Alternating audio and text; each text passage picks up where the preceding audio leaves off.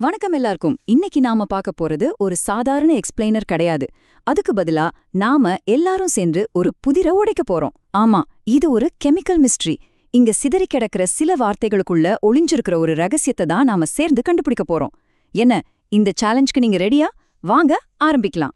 இப்ப இந்த ஸ்லைட பாருங்க. இதுதான் நமக்கு இருக்கிற சேலஞ்சே. Potassium hydroxide, zinc gel polymer, அப்புறம் திடீர்னு மின்னல். ஒன்னோட ஒன்னு சம்பந்தமே இல்லாத மாதிரி இருக்கிற இந்த வார்த்தை குவியல், இது எதை சொல்ல வருது? இது ஏதோ ஒரு சயின்ஸ் நோட்ஸா, இல்ல சும்மா அர்த்தமே இல்லாத ஏதோ உளறலா? வாங்க இன்னும் கொஞ்சம் ஆழமா போய் பார்க்கலாம். பாருங்க, இது வெறும் ஒரு லெசன் கிடையாது. இது நம்ம எல்லாரும் சேர்ந்து செய்ய போற ஒரு வேலை. நீங்களும் நானும் சேர்ந்து ஒரு டீம் மாதிரி, ஒரு டிஜிட்டல் டிடெக்டிவ்ஸா மாறி இந்த இன்ஃபர்மேஷன் நாய்ஸ்குள்ள மறைஞ்சிருக்கிற நிஜமான கதையை கண்டுபிடிக்க போறோம். நமக்கு கிடைக்கிற ஒவ்வொரு க்ளூவும் ரொம்ப முக்கியம். சரி, நம்ம இன்வெஸ்டிகேஷனோட ஃபர்ஸ்ட் ஸ்டெப் என்னன்னா, இந்த கன்ஃபியூஷன்ல இருந்து நமக்கு அர்த்தம் தர வார்த்தைகளை மட்டும் தனியா பிரிச்சு எடுக்கணும். சரியா சொல்லணும்னா, ஒரு குப்பமேட்ல இருந்து வைரத்தை தேடி எடுக்கிற மாதிரி. இந்த வார்த்தை குவியல்ல இருந்து நமக்கு தேவையான ஆதாரங்களை நாம ஒன்னொன்னா எடுக்க போறோம். இங்க பாருங்க, இதுதான் நம்மளோட எவிடன்ஸ் ஃபைல். நமக்கு கிடைச்ச எல்லா க்ளூஸும் இருக்கு. Zinc gel polymer, potassium hydroxide, graphite, இது எல்லாம் சேர்ந்து நமக்கு என்ன கதையை சொல்ல முயற்சி பண்ணுது? ஒருவேளை இது ஏதாச்சும் ஒரு கெமிக்கல் செயல்முறையை பத்தின குறிப்பா இருக்குமோ? ஓகே, நம்மளோட ஆதாரத்தில் எடுத்துக்கலாம். Zinc gel polymer. இந்த வார்த்தை மட்டும் திரும்ப திரும்ப வருது, கவனிச்சிங்களா? ஒருவேளை நம்ம தேடுற இந்த மர்மத்தோட சென்டர் பாயிண்ட் இதுவா தான் இருக்குமோ? இது பேட்டரி மாதிரியான விஷயங்கள்ல பயன்படுத்துற ஒரு பொருள். சரி, அடுத்த க்ளூக்கு போலாம். Potassium hydroxide. இது ரொம்ப பவர்ஃபுல்லான ஒரு கெமிக்கல். ஒருவேளை இது அந்த ஜிங்க் பாலிமர் கூட சேர்ந்து ஒரு கெமிக்கல் ரியாக்ஷனா, அதாவது ஒரு வேதியியல் மாற்றத்தை உண்டாக்க பயன்படுற ஒரு தூண்டுதலா, ஒரு கேட்டலிஸ்டா இருக்குமோ? அடுத்து நம்ம கிட்ட இருக்கிறது கிராஃபைட். நம்ம எல்லாருக்குமே தெரியும், இது கரண்ட கடத்தக்கூடிய ஒரு பொருள். அந்த குறிப்புல அவுட்டர் இன்னர் கிராஃபைட்னு ஒரு வார்த்தை வருது இல்லையா? அதை வச்சு பார்த்தா இது ஒரு பேட்டரியோட 2 முனைகளா, அதாவது டெர்மினல்ஸா பயன்படுத்தப்பட்டிருக்கலான்னு தோணுது. சரி, இதுவரைக்கும் நாம க்ளூஸ தனித்தனியா பார்த்தோம். இப்போ இந்த எல்லா துண்டுகளையும் ஒன்னா சேர்த்து ஒரு முழு படத்தையும் உருவாக்க முயற்சி பண்ணலாம்.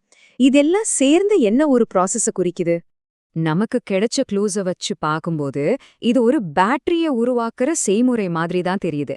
அதாவது ஜிங்க், கிராஃபைட் மாதிரியான பொருட்களை எடுத்துக்கிட்டு அதுல பொட்டாசியம் ஹைட்ராக்சைடை சேர்த்து ஒரு கெமிக்கல் ரியாக்ஷனை உண்டாக்குறாங்க. அந்த குறிப்புல வர்ற பிளஸ் மைனஸ்ங்கிறது ஒரு பேட்டரியோட பாசிட்டிவ் நெகட்டிவ் முனைகளை குறிக்கிறதா இருக்கலாம் இல்லையா? எல்லாம் சரியா ஒரு தியோரி மாதிரி போயிட்டு இருந்துச்சு. ஆனா இங்கதான் ஒரு பெரிய ட்விஸ்ட். மின்னல். ஒரு கெமிக்கல் செய்முறையில மின்னலுக்கு என்ன வேலை? இது நிஜமாவே ஒரு எலக்ட்ரிக் ஸ்பார்க்க குறிக்குதா, இல்ல இது ஏதாச்சும் ஒரு மெட்டஃபரா, ஒரு உருவகமா?